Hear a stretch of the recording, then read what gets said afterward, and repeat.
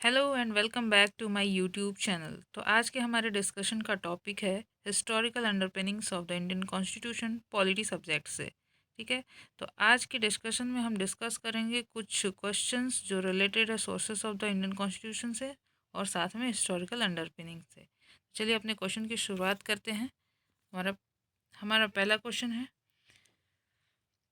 The rule of law in the Indian constitution has been taken from. Rule of law हमारे Indian constitution में कहाँ से बोरो किया गया है? तो आंसर इज ब्रिटिश कॉन्स्टिट्यूशन से। ब्रिटेन से हमने बोरो किया है रूल ऑफ लॉ। देखिए, रूल ऑफ लॉ जो यहाँ पर वर्ड लिखा है, इससे मिलते जुलते और भी कई सारे वर्ड्स हैं, कई सारे प्रोविजंस हैं जिसको हमने बोरो किया है डिफरेंट कंट्रीज से। चलिए हम एक जगह कंपाइल कर लेते हैं और साथ में उसको लर्न कर लेते हैं ताकि एग्जामिनेशन में कोई प्रॉब्लम ना हो। ठीक है। तो रूल ऑफ लॉ के अलावा equal equality before law, rule of law के अलावा इक्वालिटी बिफोर लॉ या फिर due process of law, due process of law, ये सारी चीज़ें ब्रिटेन से हमने बोरो की है। Due process of law, equality before law और रूल ऑफ लॉ, ये तीनों ही ब्रिटेन से बोरो की है। साथ में procedure established by law, procedure established by law, ये हमने बोरो किया है जापान से।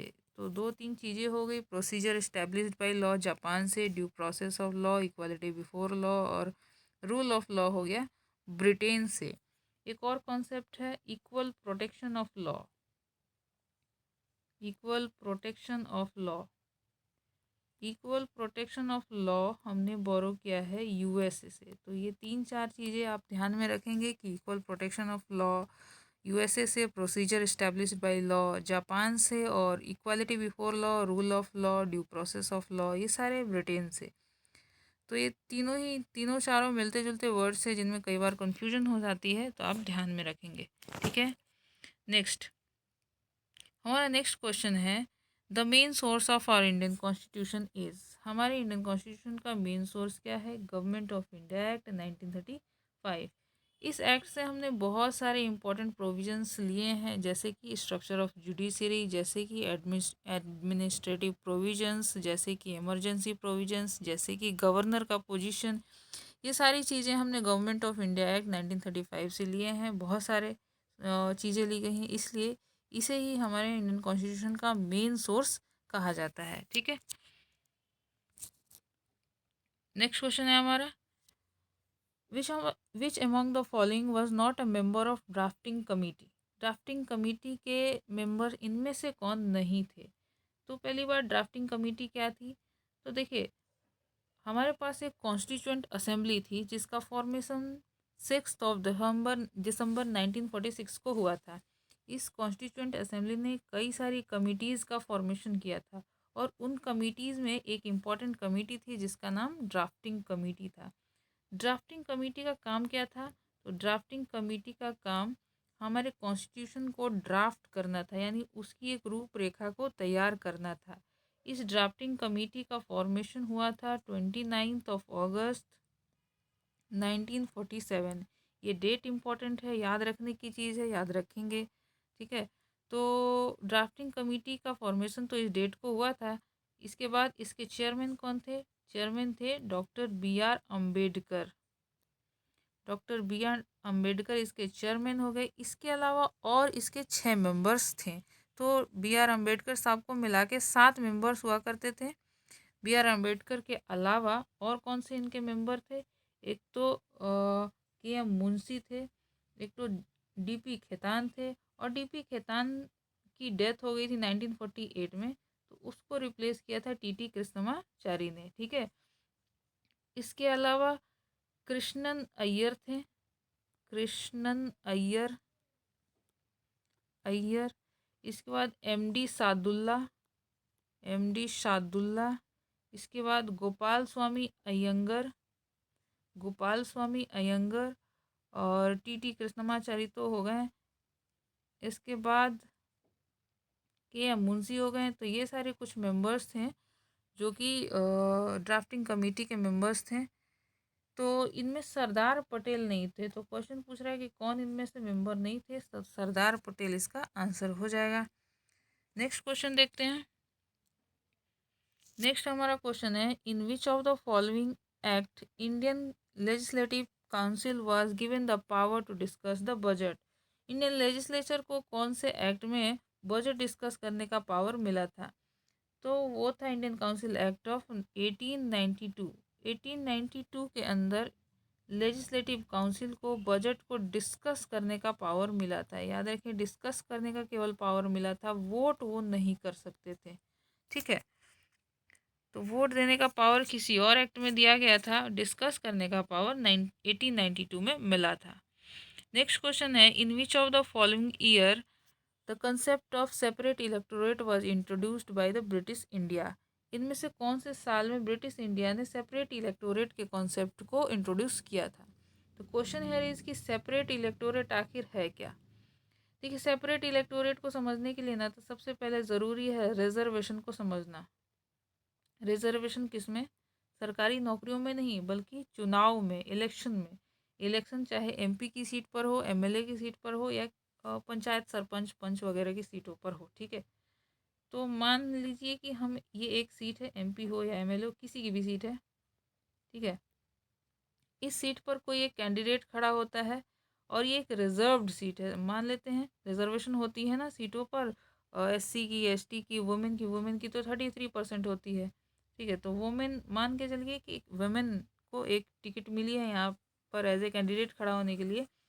तो यहाँ पर खड़ी तो एक वुमेन होगी, इसको वोट कौन करेगा अगर ये सीट रिजर्व्ड है? तो खड़ी होगी वुमेन, क्योंकि वुमेन के लिए रिजर्व्ड है, लेकिन इसको वोट करेगा कोई भी। एक मेल भी वोट कर सकता है, एक फीमेल भी वोट कर सकती है, कोई भी धर्म का इंसान हो, हिंदू हो, मुस्लिम हो, कोई भी वोट कर सकता है। ठीक है, मगर यही सीट अगर एज ए सेपरेट इलेक्टोरेट के तौर पर हो और सेपरेट इलेक्टोरेट दिया गया हो वुमेन को, तो इस सीट पर एक वुमेन ही खड़ी होगी और वोट भी इसको वुमेन ही करेगी, कोई अदर पर्सन इसको वोट नहीं कर सकता है।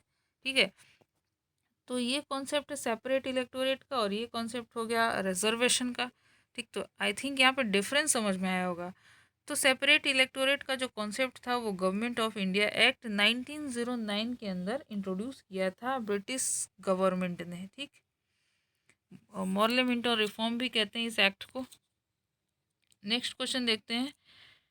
नेक्स्ट क्वेश्चन है, which among the following presented the present day tricolour as our national flag in the constituent assembly. Constituent assembly के अंदर ट्राई कलर को यानी तिरंगे झंडे को एज ए नेशनल फ्लैग कब एक्सेप्ट, किसने एक्सेप्ट किया?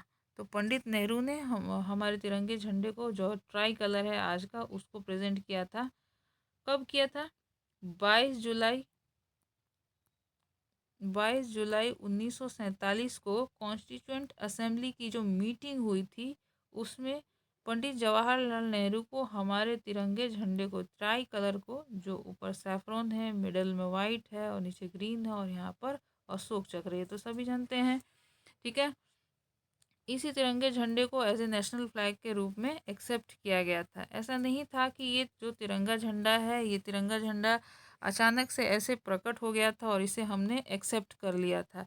इससे पहले इस तिरंगे झंडे की शुरुआत बहुत समय पहले से ही हुई थी। 1906 में भगनी निवेदिता ने पहले झंडे को प्रेजेंट किया गया था।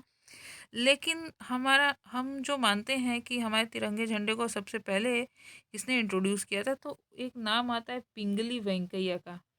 तो पिंगली वेंकैया ने सबसे पहले जो हमारा आज का झंडा है, कुछ उससे मिलता जुलता फ्लैग को प्रेजेंट किया था। पिंगली वेंकैया ने जो फ्लैग प्रेजेंट किया था वो यहाँ पर ऊपर में सैफरॉन था, मिडल में वाइट और नीचे में ग्रीन, मगर इस मिडल में अशोक चक्र की जगह पर स्पिनिंग व्हील यानी चरखा हुआ करता था। इसको रिप्लेस किया हमने अशोक चक्र से on the dated 22 July 1947 by Pandit Jawaharlal Nehru. तो आंसर क्या हो जाएगा? आंसर हो जाएगा A, Jawaharlal Nehru.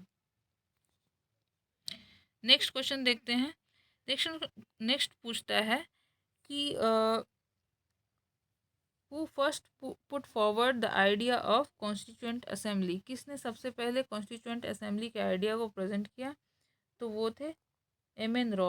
Roy in the year 1934 put forward the idea of Constituent Assembly. इसके बाद कॉन्स्टिट्यूंट असेंबली आखिरकार फॉर्मेशन में आई कैबिनेट मिशन प्लान के आने के बाद, ठीक है। लेकिन सबसे पहले M.N. रॉय ने इस आइडिया को रखा कि हमारा एक कॉन्स्टिट्यूंट असेंबली होना चाहिए जो हमारे कॉन्स्टिट्यूशन को फॉर्म करे जब हम आज़ाद हो जाएं तब, ठीक है। नेक्स्ट क्वेश्चन है on which date the constituent assembly met for the first time. Constituent assembly जो थी वो पहली बार मिली कब थी, तो मिली थी 9 दिसंबर 1946 को। देखिए कॉन्स्टिट्यूंट असेंबली का जो फॉर्मेशन हुआ था वो हुआ था 6 दिसंबर 1946 को। फॉर्मेशन हो गया था 6 दिसंबर 1946 को। मिली कब थी, पहली बार मिली 9 दिसंबर 1946 को। पहला सेशन चला था 9 से लेकर 23 दिसंबर 1946 तक। पहली मीटिंग 9 दिसंबर 1946 को ही कहाँ हुई, दिल्ली के सेंट्रल हॉल में हुई थी। दिल्ली के सेंट्रल हॉल में हुई थी। पहली मीटिंग में 207 लोग आए थे, ठीक। लेकिन पहले सेशन में 211 लोग शामिल हुए थे। इस डेटा को याद रखेंगे, इस डिफरेंस को भी याद रखेंगे। कई बार हम गलत टिक करके आ जाते हैं, सेशन को मीटिंग में मर्ज करके 211 लिख के आ जाते हैं, ठीक है। और इस पहले सेशन में 15 महिलाएं भी थी, 15 वुमेन भी पार्टिसिपेट की थी, जैसे विजया लक्ष्मी पंडित, सुचेता कृपलानी एंड अदर्स। तो इस डेटा को, इतने डेटा को याद रखेंगे, इम्पोर्टेंट है। नेक्स्ट क्वेश्चन देखते हैं। नेक्स्ट क्वेश्चन है which of the following act provided the suffrage to the women for the first time. इनमें से कौन सा एक्ट वुमेन को यानी महिलाओं को वोट देने का अधिकार दिया। Suffrage means right to vote. Vote देने का अधिकार, यहाँ पे एक टाइपिंग मिस्टेक हो गया है, 1919 होना चाहिए, ठीक है। तो वोट देने का अधिकार महिलाओं को सबसे पहली बार गवर्नमेंट ऑफ इंडिया एक्ट 1919 में दिया गया था, ठीक। गवर्नमेंट ऑफ इंडिया एक्ट 1919 को मोंटेग्यू चेम्सफोर्ड रिफॉर्म भी कहते हैं। और इसके अंदर महिलाओं को वोट देने का अधिकार मिला तो था, लेकिन सारी महिलाएं वोट नहीं दे सकती थी। उनमें भी वो महिलाएं वोट दे पाती थी जिनके पास प्रॉपर्टी थी, यानी प्रॉपर्टी होल्डर वुमेन को ही केवल वोट देने का अधिकार मिला था, ठीक। नेक्स्ट देखते हैं ऑन विच डेट द पूर्ण Swaraj resolution was adopted publicly. पूर्ण स्वराज रेजोल्यूशन को ना पब्लिकली अडॉप्ट किया गया था 26 जनवरी 1930 को। पूर्ण स्वराज रेजोल्यूशन यानी कंप्लीट इंडिपेंडेंस रेजोल्यूशन को प्रेजेंट कब किया गया था, प्रेजेंट किया गया था दिसंबर 1929 में। आईएनसी का एक लाहौर सेशन हुआ था, आईएनसी का लाहौर सेशन, जिसको प्रिसाइड किसने किया था, जिसके प्रेसिडेंट थे पंडित जवाहरलाल नेहरू। तो पंडित जवाहरलाल नेहरू ने दिसंबर 1929 को पूर्ण स्वराज रेजोल्यूशन को प्रेजेंट किया गया था, जिसको पब्लिकली अडॉप्ट किया गया था 26 जनवरी 1930 को। बस इसी डेट को याद रखने के लिए, कोमेमोरेट करने के लिए हम अपना रिपब्लिक डे 26 जनवरी को मनाते हैं। ऑल्दो हमारा कॉन्स्टिट्यूशन 26 नवंबर 1949 को ही बन के रेडी हो गया था, लेकिन हम सिंस पूर्ण स्वराज डे को सेलिब्रेट करना चाहते थे, इसलिए हमने 26 जनवरी को रिपब्लिक डे मनाने के लिए चुना, ठीक है। तो आज के लिए इतने ही क्वेश्चंस थे। Thank you so much for watching this video. See you in the next video. Thank you. Take care and bye bye.